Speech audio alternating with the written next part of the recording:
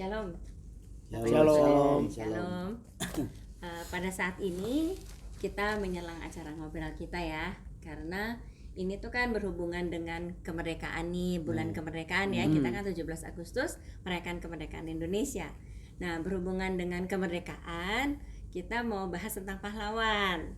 Nah, Kan? Tapi kalau di Alkitab itu ada yang namanya pahlawan iman, yang kita paling tahu adalah Bapak Iman. Siapa Bapak Iman? Abraham. Abraham ya. Nah, pada kesempatan ini Bapak Ibu Saudara, kita akan mendengarkan pengalaman iman dari kedua hamba Tuhan di GKT. Jadi ini temanya beda ya Bu ya, ngopeni ya. Iya, Ngopeni. ngobrol pengalaman iman. Ngobrol pengalaman iman. Kita udah berapa tahun ya nggak ngelaksanain 1 hal ini? tahun Setahun kurang lah. lebih. Kira-kira Oh, setahun. setahunan lah ya. Iya, Nggak pernah ngadain lagi ngopeni seperti ini gitu ya. iya, Cukup lama ya. iya. Jadi karena itu kan Berarti kita udah banyak dong pengalaman iman ya.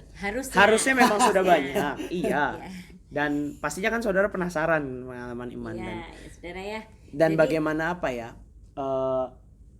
Kita tuh kan sebagai hamba-hamba Tuhan gitu ya, kan kita hamba-hamba Tuhan. Nggak pernah gitu kayak selama ini kalau saudara ngeliat gitu ya ngopeni kita yang sebelum ini pasti antara Om Stephen, Mika atau nggak Mama yang jadi host bertanya pada jemaat yang adalah narasumbernya gitu. Iya. Nah, saya rasa dan kita semua pasti bisa merasakan bahwa kayaknya kita nggak akan selalu selamanya jadi yang nanya ya, kita Iya. juga pengen bercerita Pengen gitu, cerita. pengen berbagi ya gitu. udah, pokoknya kali ini saya yang nanyanya ya. Oke, boleh. Ya, yang bersaksi 2 orang. Yuk, kita mulai. Saya pikir karena kembali ke tadi pahlawan iman, Bapak iman kita Abraham. Dia imannya begitu kuat. Iman itu kan sesuatu yang belum kita lihat tetapi pasti terjadi di sana. Ya kan ya.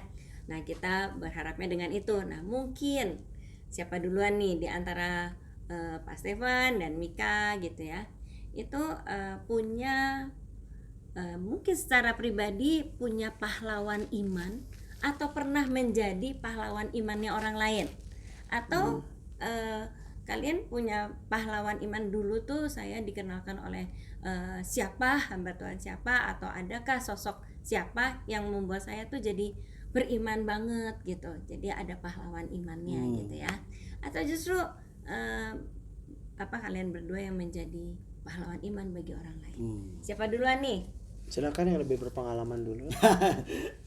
Lebih berpengalaman karena Yang lebih sepuh dulu. duluan lahir gitu Yang ya. lebih sepuh dulu, betul. Kalau pengalaman iman atau pahlawan iman khusus buat diri saya gitu ya. Memang sebetulnya kalau bicara tentang pribadi saya, Bu, saya ini latar belakangnya memang Kristen. Mungkin berbeda dengan Ibu ya. Yeah. Jadi saya memang dikandung dan dilahirkan dari keluarga Kristen, dan bahkan pun papa saya itu pendeta.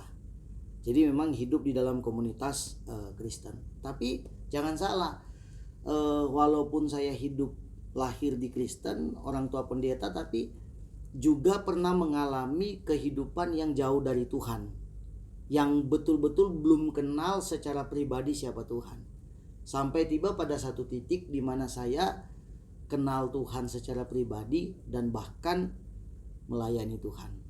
Nah, dari perjalanan itu banyak hal yang memang saya alami dalam hidup ini waktu itu.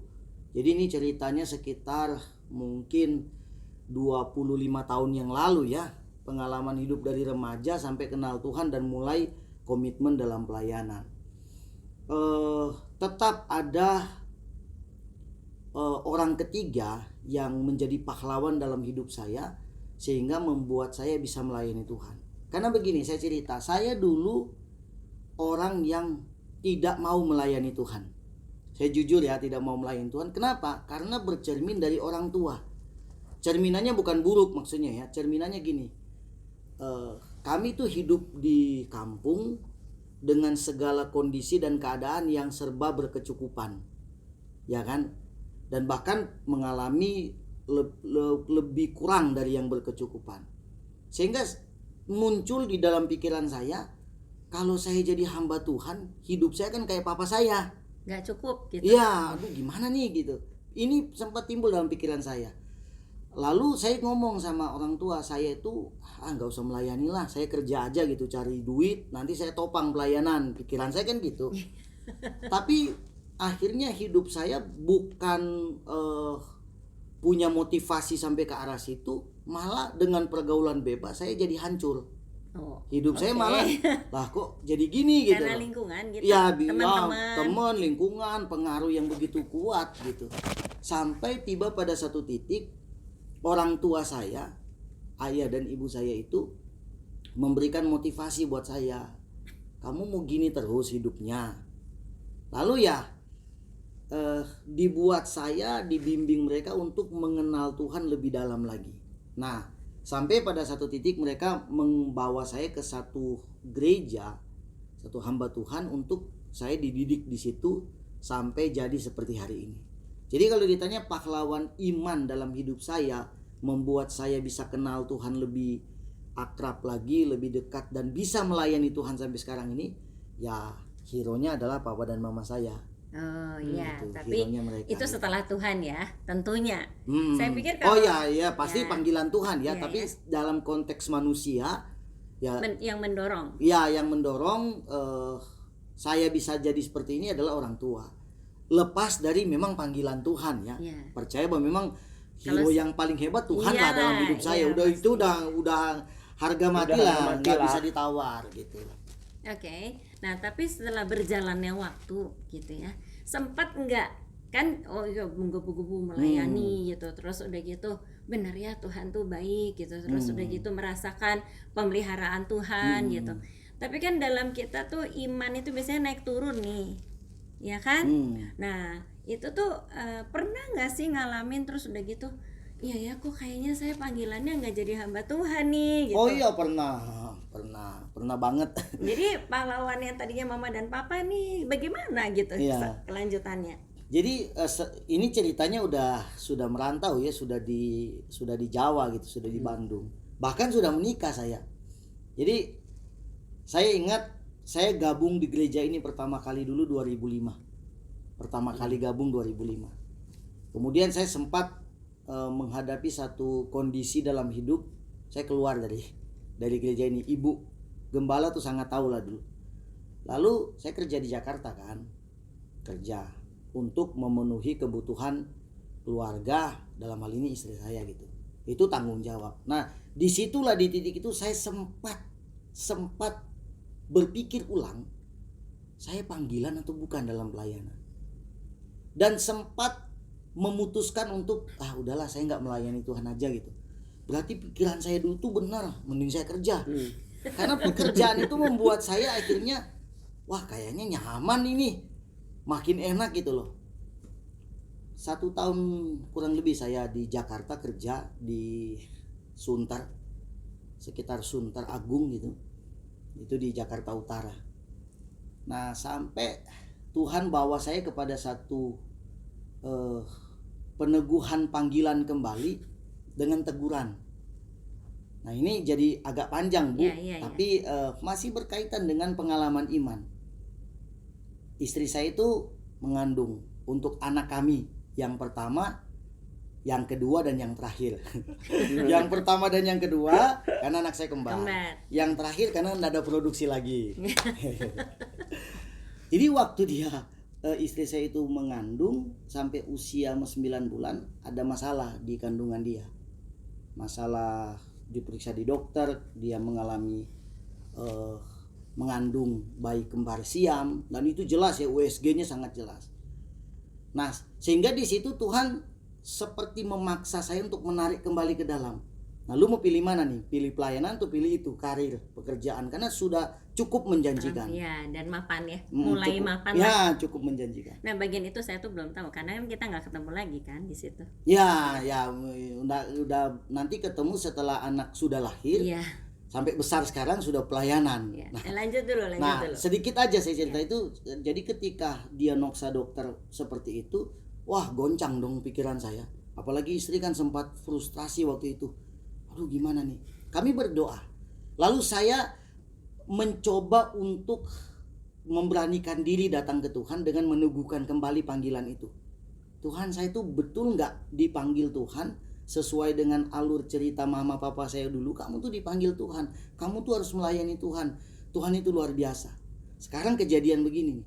Nah, jadi ada semacam pertarungan di dalam kalau Tuhan tolong ini istri saya ini, saya sampai kapanpun komitmen tetap dalam itu janji iman loh. Iya, iya. Janji iman. Nah, setelah sudah 9 bulan, istri saya itu melahirkan bayi kembar di rumah mama saya. Hanya Pakai bidan ya. pertama bukan bidan, Bu. Para haji ya. Iya, iya, iya. Yang kampung. Iya, Ya kan itu dukun beranak lah ibaratnya kan gitu. Lalu setelah dilihat, waduh masih ada satu, baru dia telepon bidan. Bidan datang marah-marah, kalian ini kok nggak gini ya? Kita kan nggak tahu waktu itu. Cuma memang doa saya begini Tuhan, ke waktu itu Bu, ke Tuhan. Tuhan, saya nggak mau tahu anak ini mau 1 mau 2, yang penting normal. Itu aja. Saya tidak mau punya anak yang sorry dalam tanda petik ya, tidak normal kan dalam diagnosa itu kan. Itu aja saya bilang. Bener lahirnya normal dan 2. Anaknya 2. Nah, jadi dari situ saya yakin lah ya bahwa memang hidup kami itu dipanggil untuk melayani Tuhan. Dengan segala perjuangan, dengan segala pasang surutnya hidup, naik turun yang gue bilang tadi. Tapi naik turun saya sekarang itu tidak membawa saya kepada level yang terendah, memutuskan gak mau melayani Tuhan lagi. Enggak. Kalau yang pertama, iya. Yang waktu belum ada pengalaman itu saya sampai titik terendah, udahlah melayani Tuhan juga kan gak harus jadi hamba Tuhan kan. Iya kan? Pikiran saya udahlah saya kerja, kalau hidup saya diberkati Tuhan, saya jadi donatur, bisa membantu hamba Tuhan. Pikirannya itu rencana saya, ya kan. tapi kan Tuhan bukan begitu kan. Maka ada connect antara iman saya, pengalaman iman saya dengan pengalaman mujizat yang Tuhan lakukan. Nah, waktu itu tuh keinget lagi nggak apa pesan pahlawan imannya Pak Stefan waktu itu adalah orang tua. Tuhan itu luar biasa. Ya itu ya, justru di titik itu ketika saya taruhan dengan Tuhan itu saya teringat lagi. Dan ketika terbukti istri saya melahirkan secara normal, punya anak 2, itu kan pembuktian kan. Tuhan seperti bicara secara audible seperti ke saya. Tuh kan, saya udah buktikan tuh. Tuh, panggilan itu tidak salah. Kamunya yang salah. Oh iya Tuhan. Nah, Ibu tahu lah kalau mungkin di segmen berikut bisa saya cerita mengulas kembali pengalaman kami melayani sampai ke Palu dulu, ke Manado dulu. Wah, begitu banyak sampai balik lagi ulang ke sini sampai sekarang. Kayaknya seumur hidup ya di sini.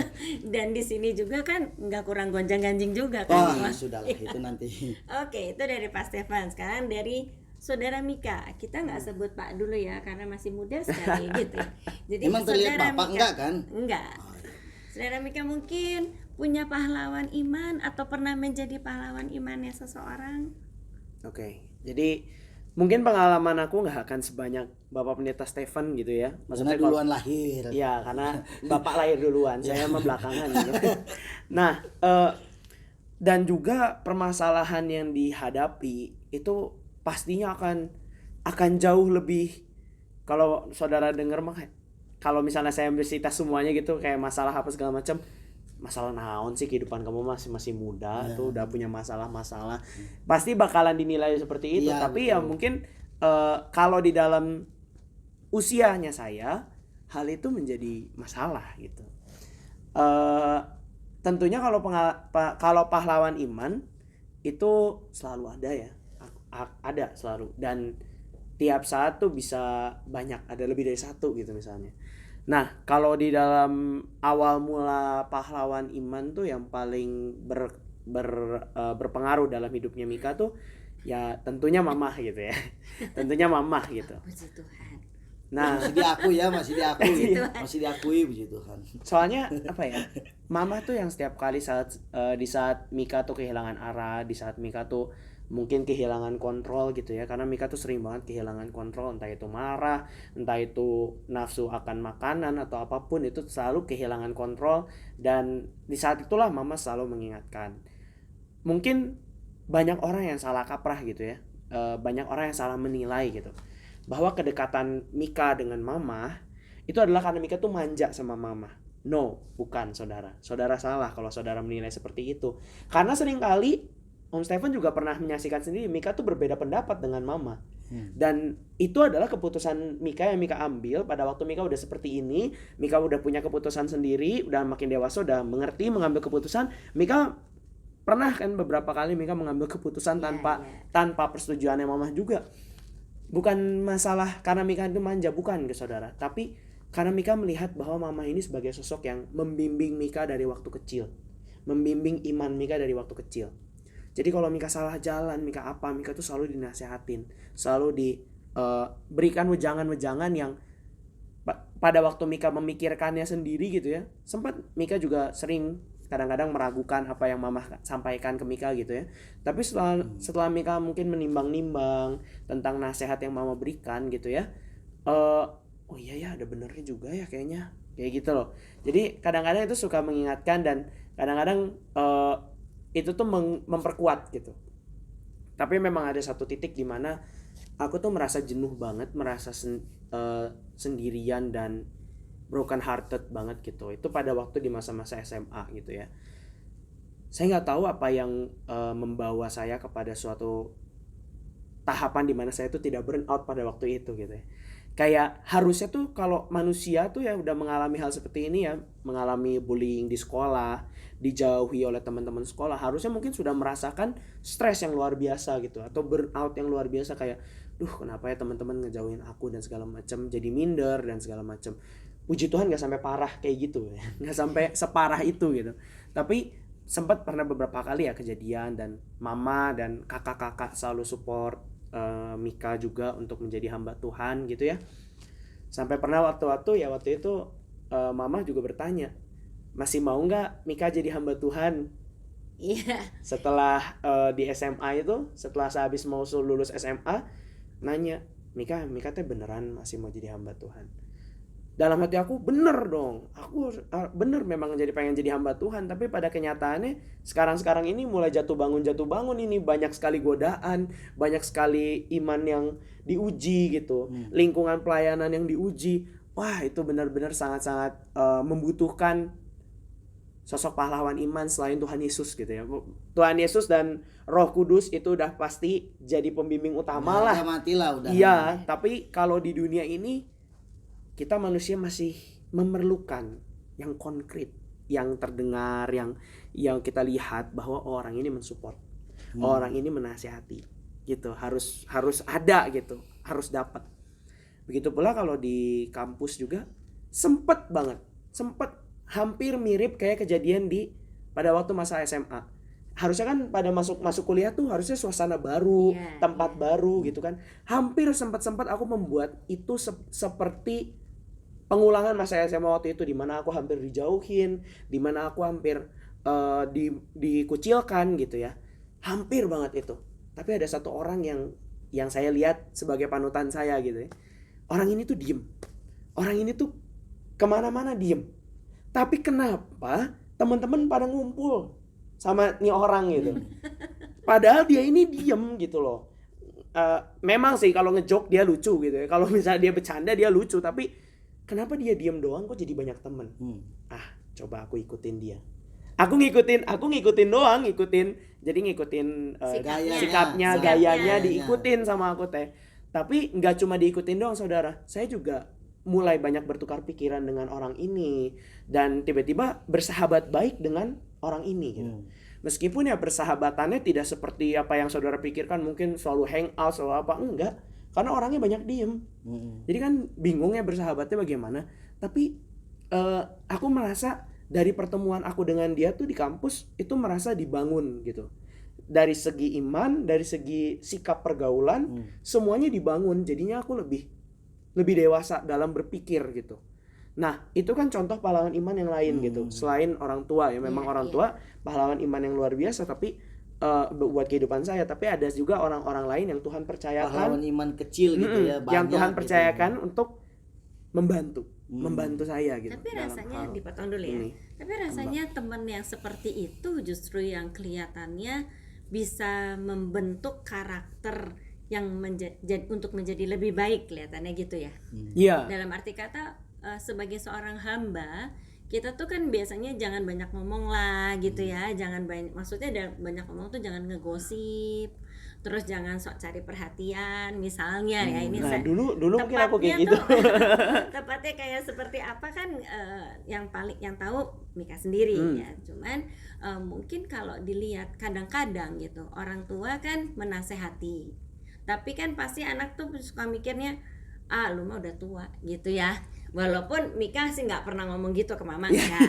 Tapi kan dalam pergaulan itu kayaknya memang butuh orang yang sebaya, iya. tapi ada memberikan panutan yang lain. Itu mungkin ya. Iya.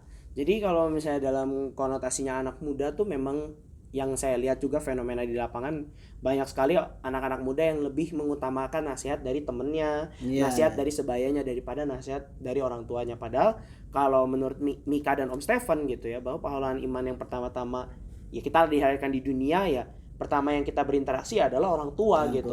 Dan orang tua pasti mau memberikan yang terbaik buat kita. Kurang lebih seperti itu. Kalau puji Tuhan ya. Jadi ya sebenarnya ternyata seorang hamba Tuhan itu diproses. Ya, kalau yang udah senior seperti Pak Stefan juga tetap diproses. Proses itu sesuatu hal yang tidak punya batasan waktu dan tidak mengenal usia. Sejak saya memutuskan melayani Tuhan dulu sampai hari ini proses masih berjalan. Dan kedepannya proses masih akan tetap berjalan. Iya, pasti itu. Dan ternyata pahlawan iman yang menjadi panutannya Stefan di dunia ini yaitu orang tua sampai sekarang tetap beriman pada Tuhan Yesus ya. Iya, saya berpikir gini ya, Bu. Saya selalu punya keyakinan gini, bahwasannya apa yang sudah saya capai sampai hari ini tidak sepenuhnya itu perjuangan saya. Betul. Itu tidak terlepas dari peranan doa orang tua saya. Betul. Mereka itu menjadi pendoa syafaat yang solid buat anak-anak gitu sampai hari ini. Karena di keluarga saya itu akhirnya sampai hari ini tidak ada satupun yang tidak terlibat dalam pelayanan. Ya, amin. Semua terlibat. Dan saya selalu berpikir bahwa memang ini doa orang tua. Meskipun Bu, saya juga harus jujur bahwa selain orang tua yang memang menjadi pahlawan buat saya, ada banyak orang juga yang secara kecil sederhana yang dipandang orang jadi pahlawan buat saya. Betul. Yang menolong, memberikan ide, nasihat, bimbingan. Saya ingat ya sedikit ya Bu, dulu waktu saya baru awal masuk dalam pelayanan, saya sering cerita lah di mimbar. Standarisasi pelayanan dulu di gereja saya itu main musik sama yang driver bawa mobil. Saya enggak punya kemampuan semua itu. Nah, sehingga waktu awal-awal saya masuk sempat goyah. Kalau begini pelayanan enggak laku saya jadinya, melayani apa.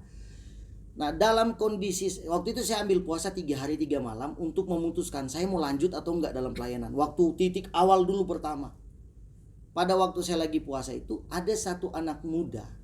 Dia mau lulus, mau wisuda S1, lalu lagi bikin skripsi. Jadi dia itu datang ke gereja itu, minta waktu 1 minggu tinggal di gereja itu untuk bertukar pikiran dengan pendeta, karena dia mau nyusun skripsi. Nyari data. Di 1 minggu itu dia tinggal di situ, Bu. Saya pikir entah kenapa orang ini kok datang ke sini. Dia ngobrol dengan saya. Kurang lebih dia sama lah dengan saya, nggak punya kemampuan apa-apa kecuali ya cuman berdoa saja ya, belajar Alkitab. Dia kasih buku saya. Pertama kali saya jadi suka baca buku dari itu orang itu. Dia kasih buku saya, judulnya Menjadi Orang Berpengaruh. Penulisnya itu Maxwell, seorang hamba Tuhan yang terkenal. Maxwell itu. Nah, dia bilang begini, lu kalau melayani Tuhan, jangan mikirin dulu talenta hari ini. Mau apa, mau gimana. Kerjakan apa yang Tuhan percayakan sekecil apapun. Iya, betul. Dia ngomong gitu. Itu betul-betul mengubah mindset saya. Oh gitu ya. Sekarang kamu kerja apa? Bersihin kandang B. Iya beneran. Kerjakan aja kata dia. Kerjakan aja. Nanti Tuhan uji ketaatan kamu. Ya udah, pikiran saya yang tadinya, wah ini jawaban Tuhan nih atas doa saya. Udah, saya lakukan. Dan saya baca buku dia tentang menjadi orang berpengaruh. Semua 90% itu bukan orang yang hebat-hebat. Orang yang punya pengalaman kayak kita lah, yang Mika kadang mengalami titik terendah dalam hidup, tapi bisa menjadi orang berpengaruh. Jadi pahlawan saya itu dia, yang orang itu, wah dia mengubah pikiran saya yang selain orang tua gitu. Itu ingat Bu, saya sampai kapanpun tidak akan lupa orang itu. Luar biasa dia kasih pikiran. Saya pikir Ya, puji Tuhan ya. Saya pikir setiap kita anak-anak Tuhan kalau mau merenungkan pasti punya pahlawan iman. Pasti ya. Saya juga saya nggak usah ceritakan ini.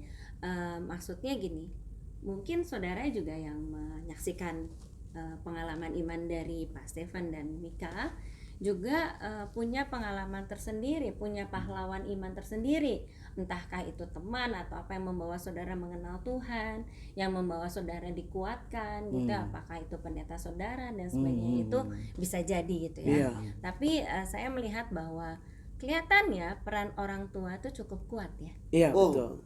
Sangat kuat ya. Sangat Sangat berpengaruh dalam hidup anak-anak. Iya. Ini juga jadi pesan penting buat setiap orang tua. Perhatikan anak-anak. Karena pendidikan yang paling penting dalam kehidupan seseorang itu di rumah. Di rumah, bukan di sekolah, bukan di rumah.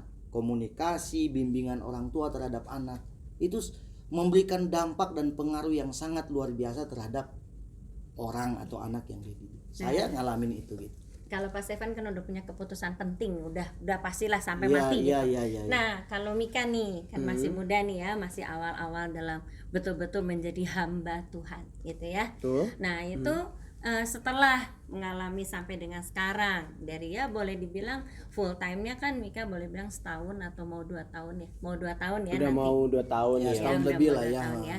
Nah, itu bagaimana? Sebenarnya dari waktu zaman dulu Sudah udah sekolah melayani. minggu, udah apa. Iya. Saya juga harus mikir standarisasi full time itu apa sih? Kita Aku dari udah kecil dari- full time aku melayani udah dari Tuhan. kecil di sini. Dari kecil kita hidup.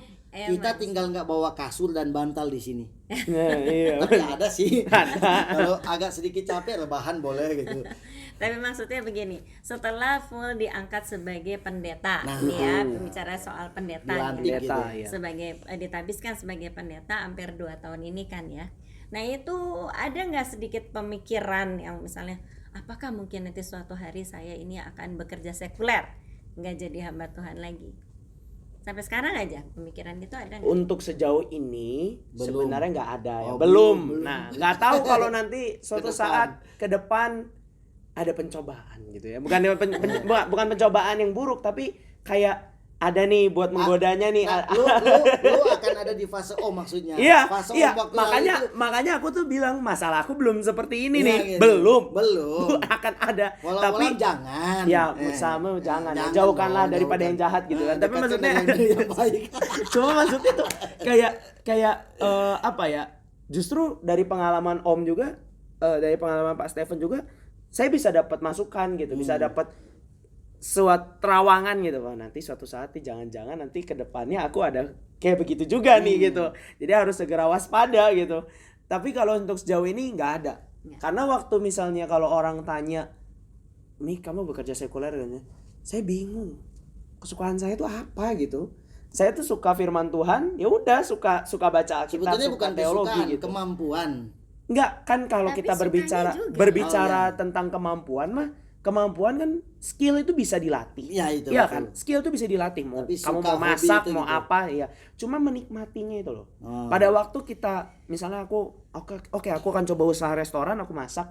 Tapi ternyata aku tuh nggak terlalu passionate di situ, ya tetap aja menyiksa buat Mika gitu. Tapi dengan gini loh Mik, dengan ujian dan pressure yang begitu kuat, keinginan itu bisa berubah loh. Nah, Lu kan nggak makanya suka aku belum masak, tahu tapi sekarang. tekanan itu begitu, saya tidak punya pilihan, saya harus memilih. Itu kan tadi pertanyaan gitu kan. Itu nanti akan datang ke Mika, daya tariknya gitu. Om tuh ngalamin itu yang titik terendah yang itu dia tadi yang bilang sampai kerja loh.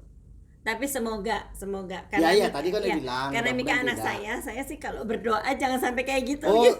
sudah dipagari oleh mama. Itu anak saya. Tapi gini, itu berarti bukan hanya pengajaran orang tua yang penting. Doa orang tua juga penting. Ya itu tadi Makanya makanya kan bilang tadi tentang kan- doa syafaat itu. Iya, makanya kan. Tapi kan kalau aku kan secara pribadi kan nggak tahu bahwa diri aku tuh sedang didoakan. Iya, nggak tahu loh diri Iya, aku iya. sedang didoakan tuh nggak tahu. Oke. Jadi kayak ya udah didoakan, doa itu penting berarti. Ya kurang lebih itulah ya pengalaman iman yang saya alami dan Mika alami gitu. Iya. Ya, demikian saudara pengalaman iman dari Pak Stefan dan saudara Mika sebagai pendeta-pendeta di GKP Induk Bandung. Nah, biarlah ini semua boleh menjadi satu hal yang mungkin Memotivasi gitu ya. adakah yang lain yang mau menjadi pendeta gitu? Nah, Dan juga mungkin bisa menjadi suatu dorongan bagi mungkin jemaat, ada yang mungkin memiliki aku kayaknya pengen cerita deh pengalaman tokoh pengalaman iman dalam kehidupan saya. Bolehlah Nggak apa-apa gabung-gabung. saudara, Pengalaman cerita iman, saja ya. gitu, cerita saja, karena dengan bercerita seperti ini kita juga bisa flashback lagi, jadinya bersyukur lagi ya. Karena Stephen, setiap karena orang kan punya pengalaman masing-masing. betul. Dan saya selalu gini, siapapun orang yang cerita tentang pengalaman rohani iman mereka, itu selalu memberikan dorongan dalam hidup kita. Jadi ketika saya dengar juga dari jemaat, wah luar biasa ya pengalaman hidupnya gitu. Karena itu real, bukan sekedar memotivasi. teori kan? Iya, bukan hanya itu sekedar kenyataan teori, yang itu kita real. alami. Oke. Jadi bisa dong kapan-kapan Bisa nanti dari suatu saat ayo. jemaat, ayo kita Yang mau ikut bercerita di sini. ya tentang pengalaman iman ya. Sampai sekian, kalau gitu kita sudahi dulu ya. Ya. Oke. Ya, sampai di sini dulu Bapak Ibu Saudara, sampai bertemu dengan acara ngopeni yang lain. Shalom. Shalom. Shalom. Bye.